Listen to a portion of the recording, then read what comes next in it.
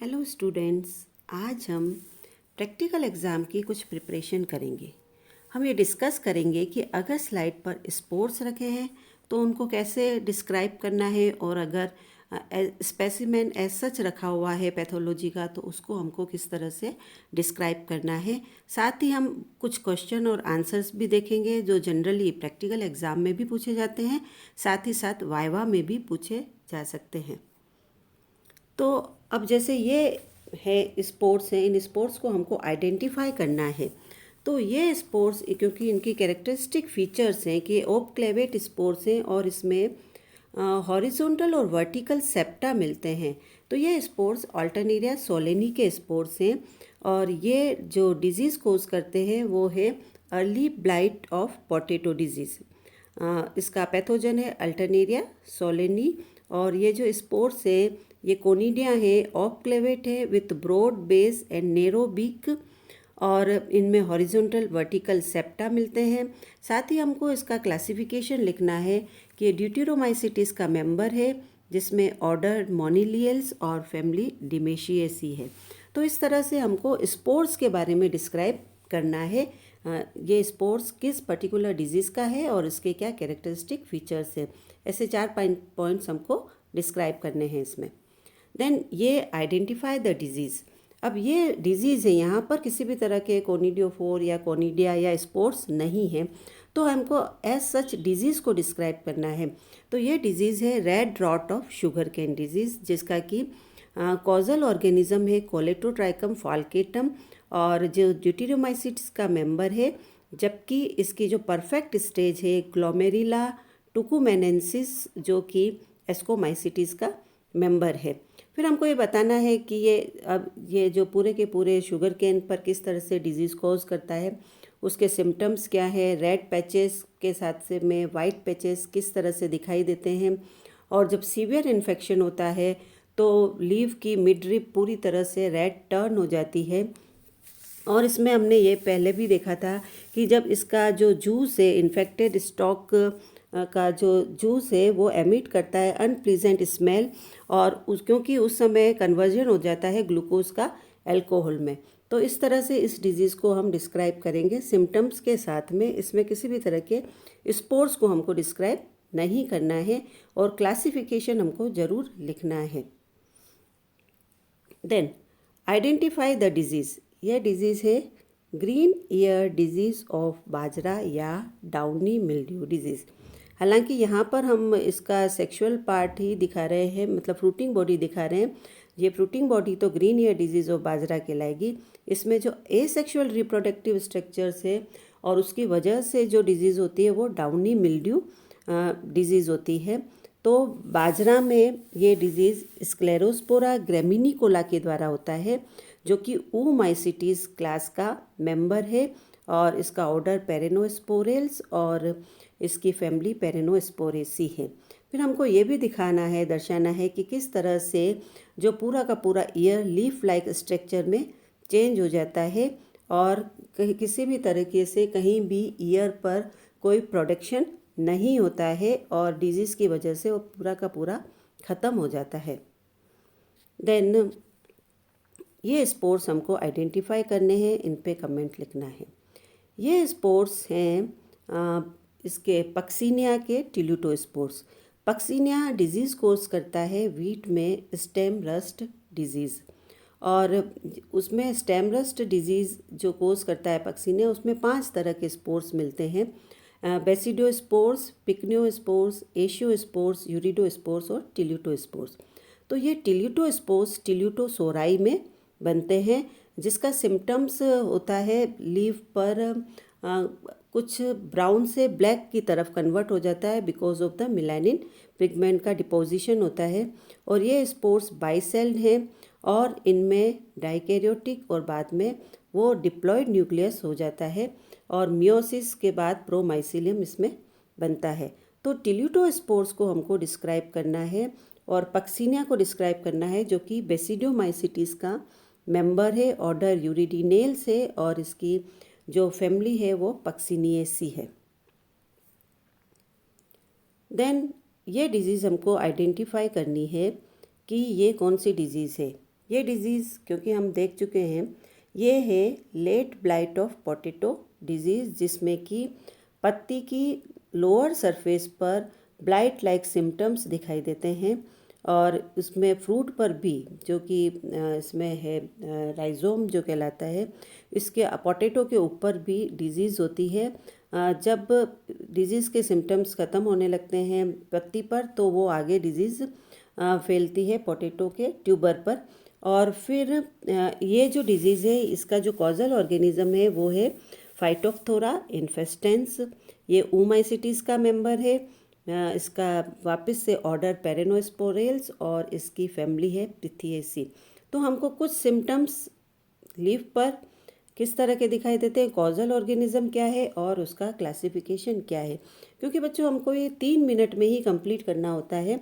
Spotting में रखे जाते हैं इस तरह के जो स्पेसिमेंस हैं और उसके बारे में हमको मिनिमम कमेंट्स लिखने हैं, मगर सारी की सारी बात उसमें आ जानी चाहिए। क्लासिफिकेशन ज़रूर लिखना है, पैथोजन ज़रूर लिखना होता है।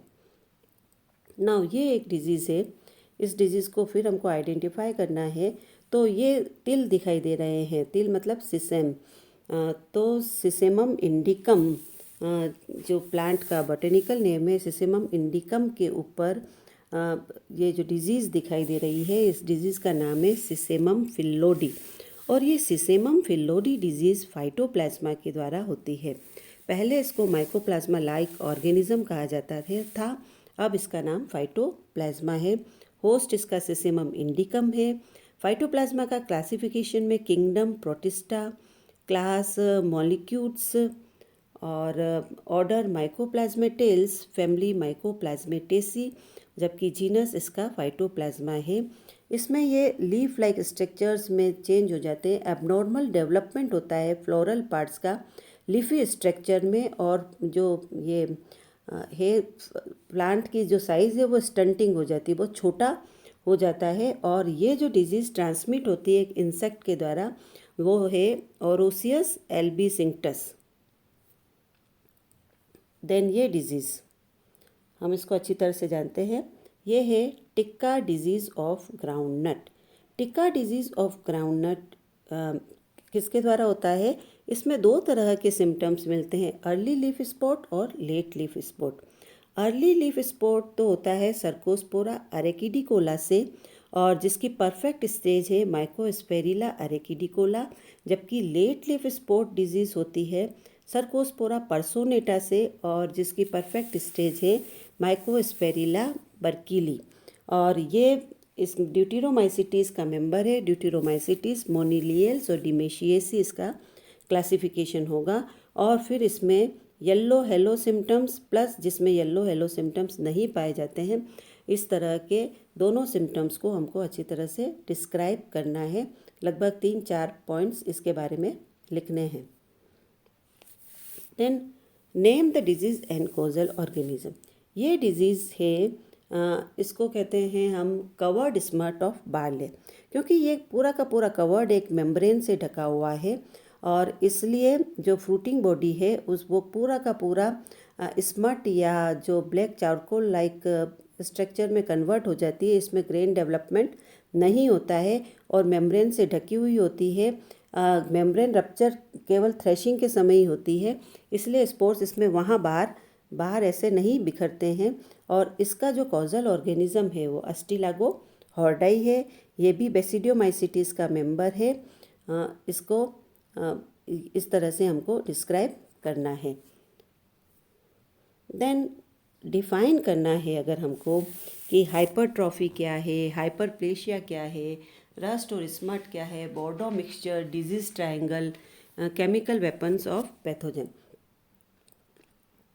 तो हाइपरट्रॉफी और हाइपरप्लेशिया, इन दोनों में एक डिफरेंस है। हाइपरट्रॉफी तो अतिवृद्धि कहलाती है।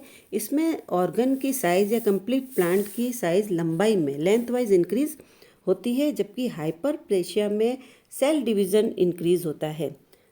इन साइज़ में जो इंक्रीज होती है because of the increase in cell division, और हाइपरट्रॉफी में सेल एनलार्जमेंट होता है। दूसरा रस्ट और स्मट की बात अगर हम करते हैं तो रस्ट में ब्राउन सिम्टम्स दिखाई देते हैं, स्टेम और लीव्स पर, और इसमें ये क्या कहते हैं, ब्राउन टू ब्लैक सिम्टम्स नज़र आएंगे हमको। और ये इनडायरेक्ट लॉस करता है क्रॉप का, क्योंकि इससे फोटोसिंथेटिक रेट अफेक्टेड होती है और उससे फिर प्रोडक्शन या प्रोडक्टिविटी पर फर्क पड़ता है। जबकि स्मट का जो शाब्दिक अर्थ है, charcoal, black charcoal like powder है, ये डायरेक्ट फ्रूटिंग बॉडी पर अफेक्ट करता है, तो इससे क्रॉप का डायरेक्ट लॉस होता है। बॉर्डो मिक्सचर के बारे में अगर हम बात करते हैं तो बॉर्डो मिक्सचर्स क्या है, ये इट इज़ अ फंजीसाइड। ये एक फंजीसाइड है जो कि कॉपर सल्फेट, कैल्शियम हाइड्रोक्साइड और वाटर से मिलकर बना होता है। डिजीज़ ट्रायंगल क्या है? डिजीज़ ट्रायंगल हमने डिजीज़ साइकिल के समय पढ़ा है कि डिजीज़ कैसे कॉज होती है और डिजीज़ क्यों कॉज होती है। उसके लिए 3 फैक्टर्स रेस्पॉन्सिबल होते हैं। एक तो होस्ट, दूसरा पैथोजन और तीसरा एनवायरनमेंट। तो host, susceptible host, virulent pathogen और फेवरेबल एनवायरनमेंट डिजीज़ ट्रायंगल बनाते हैं और जिससे डिजीज़ कॉज होती है। फिर है केमिकल वेपन्स ऑफ पैथोजन। तो केमिकल वेपन्स ऑफ पैथोजन में हम देखते हैं कि जैसे कि पैथोजन को एंटर करना है, होस्ट के ऊपर इन्फेक्ट करना है, एंट्री लेनी है, तो होस्ट के पर भी बहुत सारे ऐसे बैरियर्स हैं, जैसे कि क्यूटिकल्स हैं, सेल वॉल है, इनके थ्रू वो पैथोजन आसानी से एंटर नहीं कर सकता है। तो पैथोजन की एंट्री को ईजी करने के लिए पैथोजन में खुद में कुछ केमिकल वेपन्स होते हैं, जैसे कि enzymes, toxins, plant growth regulators and polysaccharides.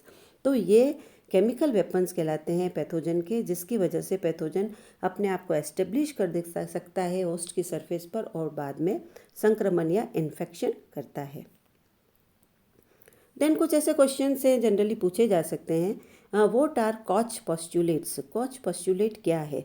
तो कॉच पोस्टुलेट या कॉच की अवधारणाएं में 4 स्पष्ट पॉइंट्स हैं कि एक पैथोजन है, वो पैथोजन हमेशा डिजीज़ के साथ एसोसिएट होगा।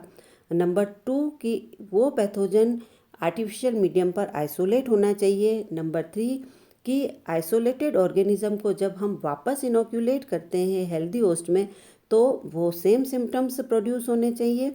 और चौथा है कि वापस से वो री आइसोलेट होना चाहिए मीडियम पे।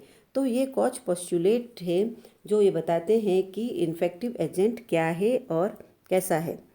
Then what are the common symptoms of viral diseases? Viral diseases के कुछ कॉमन सिम्टम्स क्या हो सकते हैं? जैसे मोज़ेक है, येलोइंग है, ड्वार्फिंग, क्लोरोसिस, वेन क्लियरिंग और विचेस ब्रूम, ये सारे कॉमन सिम्टम्स या लक्षण हैं वायरल डिजीजेस के।